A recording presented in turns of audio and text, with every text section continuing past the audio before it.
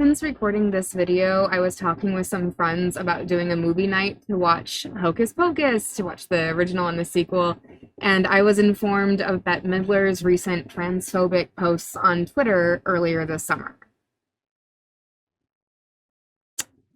I am so disappointed to see someone who has been such an incredible ally to the LGBTQ+ community get it so wrong, and I just want to make sure that it is said loud and clear. Transphobia is never acceptable, no matter how much allyship work you've done in the past, no matter how loved you are by the queer community. As an ally, that only means you have a greater responsibility to try and get it right. As an ally, I would expect Midler to understand that her words would be construed as trans exclusionary radical feminism, or basically anti-trans, whether or not those are beliefs she holds. Midler did attempt to clarify her tweet, but I hope she will hear the disappointment from the fans and provide an actual apology, and maybe even show some ways in which she is actively working to support the trans community. If you want to read more about being a trans ally, I'll make sure to have a few resources linked below. And I understand that for many folks, Midler's actions and inactions will mean enjoying the Hocus Pocus movies, or even this video reviewing the sequel will hold complex emotions. And I understand if this is a video that you want to skip. Either way, I hope you know that you are loved, you are worthy. And friends, you and your identity are 100% absolutely valid. Now, on with the video. Can you feel it? It's all around us! It's evil! It's evil!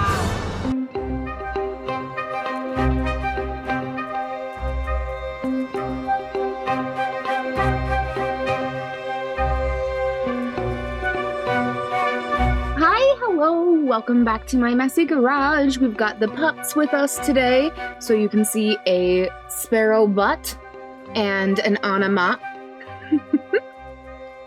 Welcome! Hi, I hope you're having a wonderful day, whatever it might be.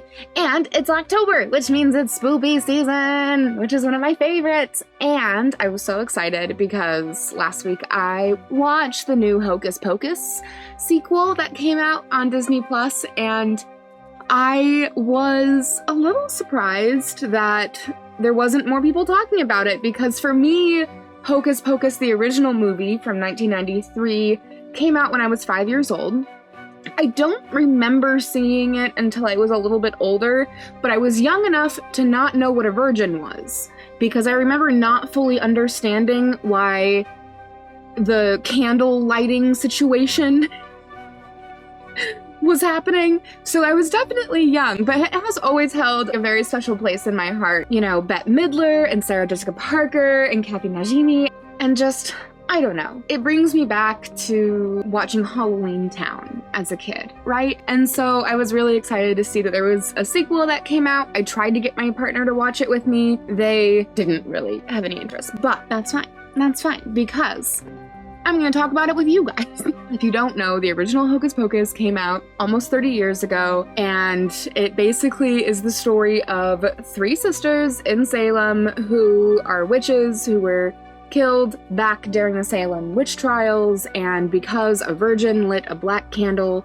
on Halloween night with a full moon, they came back to try and gain their youth, their immortality, and they failed. So for Hocus Pocus 2, we are now set in 2022, almost 30 years later, still in Salem. The Sanderson sisters are an even bigger phenomenon in the town. Most of the teenagers, and there are a lot of adults who are actually dressing up as the Sanderson sisters, all of that. And instead of following the kid whose name I can never remember and his sister who is the coolest, we have three girls who are our main characters, two of whom are still best friends. One, I guess she got a boyfriend, and so now she's not really hanging out with him as much. I don't know. Interesting. So the movie starts out with a flashback to 1653 Salem, and we get to see a young Winifred. And honestly, I am so impressed with these actresses that they got to play the Sanderson sisters as young girls because they did such a good job. So good. All of their mannerisms, they move just the right way. I found myself completely entranced already right from the start of the movie because I was so impressed with how these three girls were able to just hit that nostalgia button in my brain, and I was enjoying that very much. But we get a little bit more backstory to the Sanderson sisters, and basically we find out that the reason why the Reverend really wants to get them is because Winifred is refusing to marry this guy. I must marry John Pritchett. And then he's threatening to take her sisters away. And that's when they discover the, sacred space in the woods and meet another witch and learn that, oh, Winifred is a witch and her sisters are her coven. And we flash forward to 2022 and Becca and Izzy, our two main characters, are getting ready to celebrate Becca's 16th birthday because of course her birthday's on Halloween. And I guess the thing that they have been doing since they were 5 is going out to the wood to have some sort of sacred spiritual time. It sounds like they're in basically the realm of Wicca spirituality. It doesn't really sound like they are full-on committed practitioners of Wicca, but that is their annual tradition. They get all their stuff ready. They go to the local magic shop, which is run by one of my all-time favorite actors, Sam Richardson. I am obsessed with this, okay? I have loved every single thing he's ever been in. And honestly, I just am so grateful for the way in which his humor comes out, even when he's trying to play a not funny role. I'm glad that we got to see more of him. And so Sam plays Gilbert, who is the owner of the magic shop, the purveyor of wares. If a virgin should light the black flame candle on All Hallows Eve, with a full moon in the sky, the Sanderson sisters vowed they would one day return to take revenge on all of Salem. What's a virgin? That kid is me. That kid was me, is me, and I know now. But when I was a child, I remember asking what a virgin was based on the original Hocus Pocus. And I don't know if I ever got an answer. I remember I have this core memory in my head of learning the word virgin from Hocus Pocus and not really understanding what it was, and also being nervous that somehow I was one and would accidentally summon some great evil that would come and try to eat all the children in town. Let me know, when you first watched Hocus Pocus, if you were a kid when you first watched it, did you know what a virgin was? Or did you learn like me because you wanted to find out after watching this movie? So the girls end up having their annual ritual, and lo and behold, when Becca lights the candle... Okay, ready? Yeah. He just told you the story about the black candle. Like, he just, gave us the full summary reminder of what happened back in 1993. Not full, but a little bit. And you're gonna take a candle from this man that looks like that. Okay. What did you think was gonna happen? Look at that candle! Look at it! Of course you're going to summon great evil with it. It looks like a giant poop. That's how it... Poop candles. That's how you know. We were running wild and so reviled, raising Cain until we got exiled. But times are changing now. Of course they break out into song as soon as they come back. Of course they break out into song as soon as they're back. It's who they are. Of course. How is this happening? Times are changing now. We're on the attack. Literally can't stop watching them. Same, Izzy. Same. I also can't stop watching them. Wait, we're not teenagers. No, we only look young, but really we're 40. 40? Ooh, 40. Old folks. In order to protect themselves from the witches, Izzy and Becca lie and say, we're 40. We're witches too. And watching reactions of the sisters as they're like, how can you possibly be 40? We get this lovely scene where Becca and Izzy take the Sanderson sisters to Walgreens to purchase their children's souls in lotion potion. It's very good. Very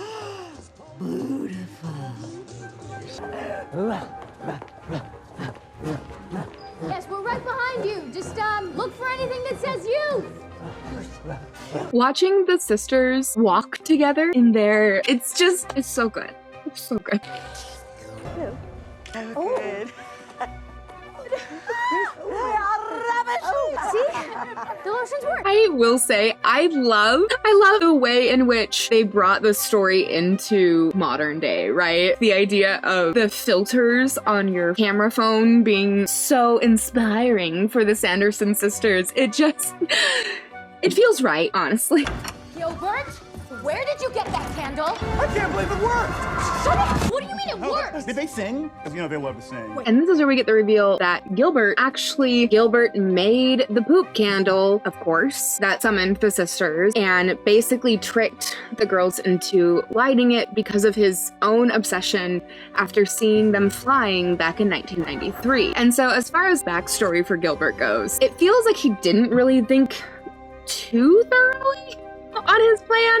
His main thought was, well, yeah, back in the 1600s, of course they were evil because what choice did they have? Which honestly, my sociology degree, my background just reminds me, yeah, illegitimate means, how else are they going to survive in a world that doesn't provide for them? But also, when they came in 1993, Gilbert, they tried to eat everyone. And in 1993, nobody was trying to do anything with them. So you have to recognize that maybe the Sanderson sisters just like eating children, which really is a character flaw.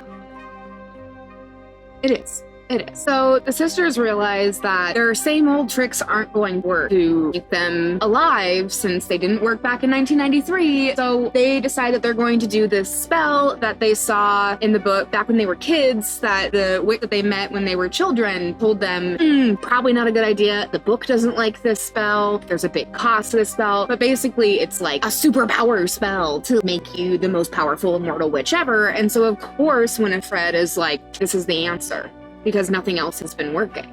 So Gilbert basically gets forced into helping the witches get their ingredients, which includes the blood of their enemy. And so of course they want the blood of the descendant of the Reverend. So they're going after the mayor, and they've locked Becca and Izzy inside the basement of the magic shop. And this is where we start to see, oh, guess what? Becca is actually a powerful witch and it's her 16th birthday. And so we're starting to see some of the foreshadowing for that, where they are able to use some of the ingredients that they were given in the shop to cancel the curse that trapped them in the basement. And so they're able to escape, and their goal is to try and save the mayor and also Cassie. But of course Cassie won't answer the phone because I am so happy to see Billy is back. He did such a good job and it just makes me so happy. Oh, the nostalgia, it's too much. Corn, I smell corn. Let me get the girls. Right up there they are. Hey, it's the Sanderson sisters. All right, looking good. I bet you're looking for the stage. Always. As the sisters are searching for the mayor, of course they find a stage, because how could they not? And this is my favorite, it's not just a costume contest this year. Looking good, fellas, very authentic. Thank you. This time, it's a drag Sanderson sister costume contest. So all the contestants are in drag, and it's one of those moments where it makes me want to go back and look and see from the original movie, were there these kinds of hints at including the LGBTQ plus community in the story, or did they include this part? Did they say, let's have the costume contest this time be a drag contest because of how much the drag community has obsessed and loved the Sanderson sisters over the last 30 years? Every October, you know that there is a drag queen or three or many more dressing up as the Sanderson sisters, because how can you not? Their whole costumes basically feel drag inspired. And so I don't know if this is touching upon that or honoring that, or if it's just one of those bones that Disney likes to throw to us queer folk. Either way, I'm here for it. I'll say into pi, alpha, maybe up and down. In cover, Koreama, hey! Hey! Salem, lead us to my mayor! Into pi, alpha, maybe. In, hey! Going so slow. Find him! Find him! So the Sanderson sisters managed to bewitch the entire town, basically, once again. And once again, we get wonderful dance numbers that I can't help but dance to. So now all of the town is dancing, trying to go find the mayor in a sort of flash mob style, which the mayor loves. He is all about flash mob. In fact, he's a little disappointed he wasn't invited, because the mayor. The mayor is Tony Hale. So of course we're gonna love him. He's Tony Hale. You can't not love Tony Hale. At least I haven't found a reason to yet.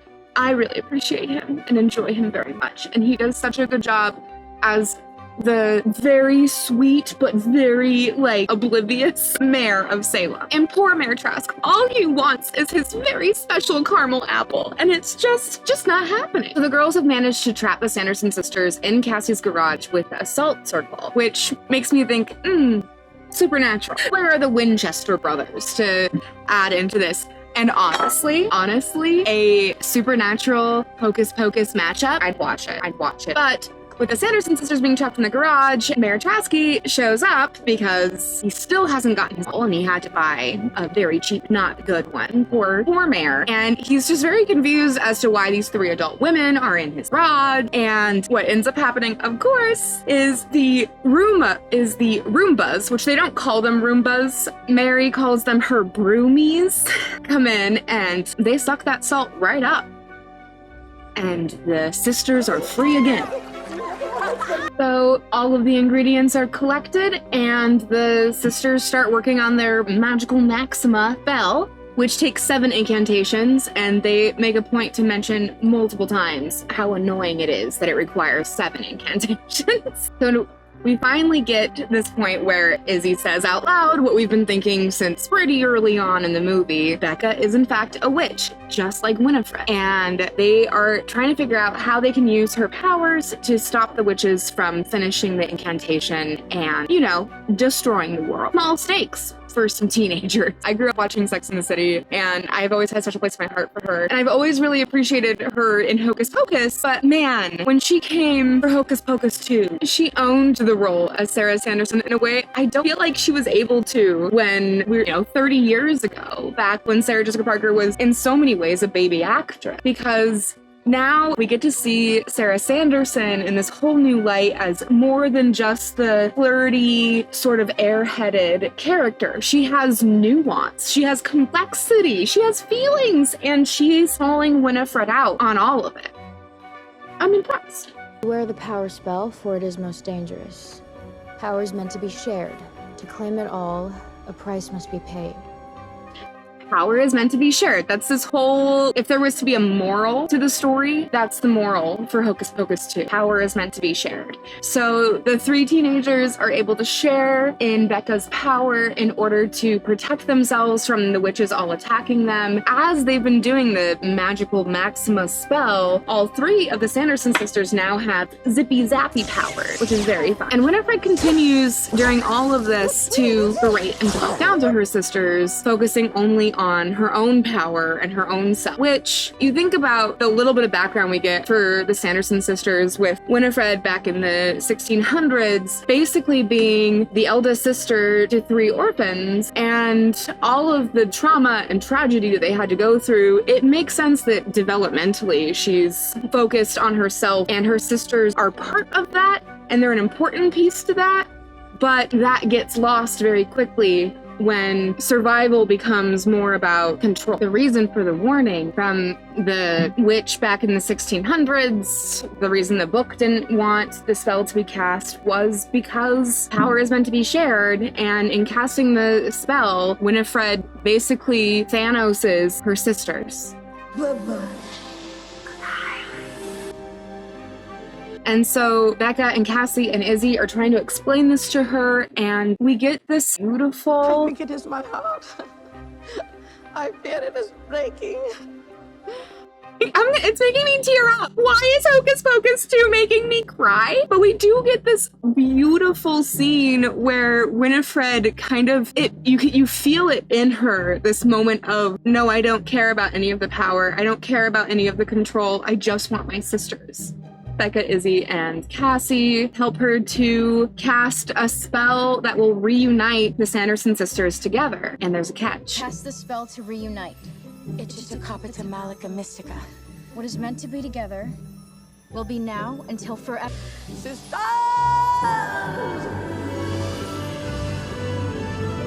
Overall, my review of Hocus Pocus 2, is it playing off of our nostalgia for the original from almost 30 years ago? Absolutely. Is it a wonderful watch for this spoopy October Halloween season? Also absolutely. Will it probably make me cry every time I watch it? I think so, but I would love to hear what you think. Have you watched the new Hocus Pocus yet? Did you enjoy it? Did you also cry? Let me know down below, and as always, thank you for hanging out with me today. If you made it this far in the video, it helps me out a lot if you wanted to like and subscribe if you're not already. I will have all of my socials around here somewhere. Thank you to our supporters on Patreon, to all of our patrons over there. If you would like to support us on Patreon, the link will be down below. And yeah, I hope that you get to laugh and dance and maybe cry a little bit while having some spooky time this month. And we'll see you next time. Bye!